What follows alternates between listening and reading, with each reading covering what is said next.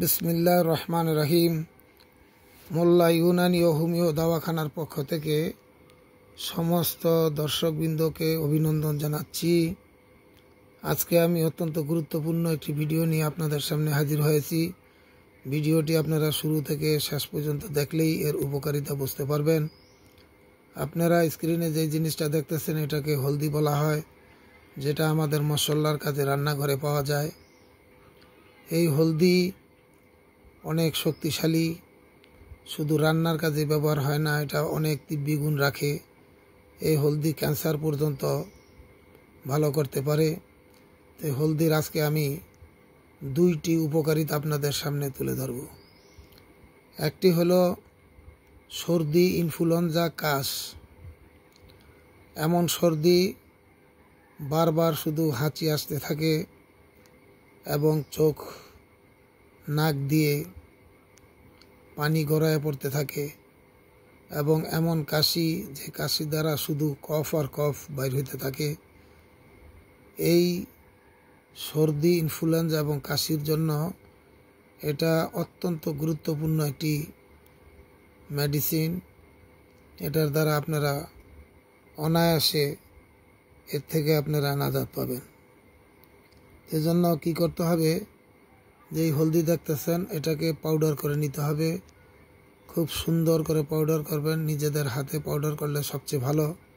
বাজারের যে পাউডার হলদি পাওয়া যায়, হলদির পাউডার পাওয়া যায়, সেটা আপনারা ব্যবহার করবেন না। নিজেদের হাতে এটাকে পাউডার করে একদম কাপড়ে ছাকা যায় এরকম পাউডার করতে হবে, টেলকাম পাউডার।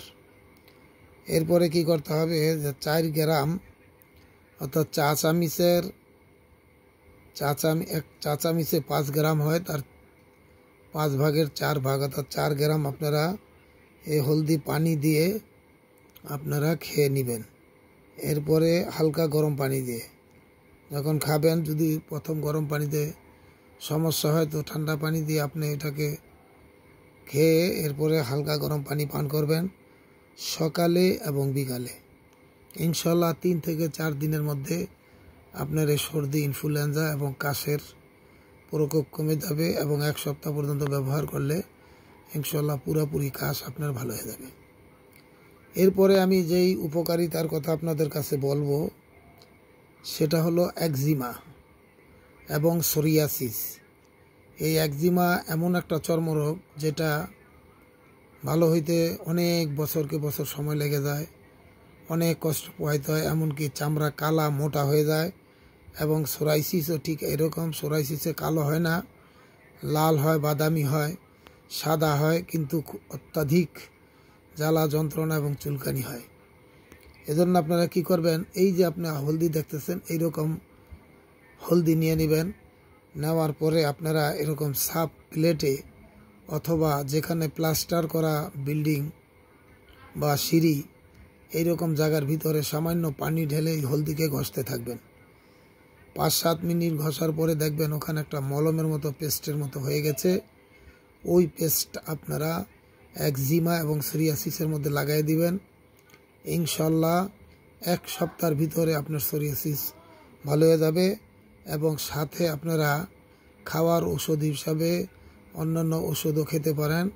রক্ত পরিষ্কারক অনেক সিরাপ পাওয়া যায়, যেমন পিউরিসিন নামেও একটি সিরাপ আছে, ওটা আপনারা খেতে পারেন। খেলে ইনশাল্লাহ ভিতরের থেকে আপনার জীবাণুগুলি ধ্বংস হয়ে যাবে। আশা করি সবাই এটার উপরে আমল করবেন। যদি ভিডিওটি আপনাদের কাছে ভালো লাগে অবশ্যই লাইক, শেয়ার, সাবস্ক্রাইব করবেন, এবং পরবর্তী ভিডিওগুলি দ্রুত পাওয়ার জন্য আপনারা বেল আইকনে প্রেস করবেন। আপনারা সদগায়ে জারিয়া মনে করে এগুলি করবেন। আমি আপনাদেরকে ভিডিও সদগায়ে জারিয়া মনে করে দিতেছি এবং সবার উপকারের জন্য দিতেছি। ভিডিও দেখলেই ইনশাল্লাহ আপনাদের ফায়দা হবে। আজকে আমি এখানেই রাখলাম। আসসালামু আলাইকুম।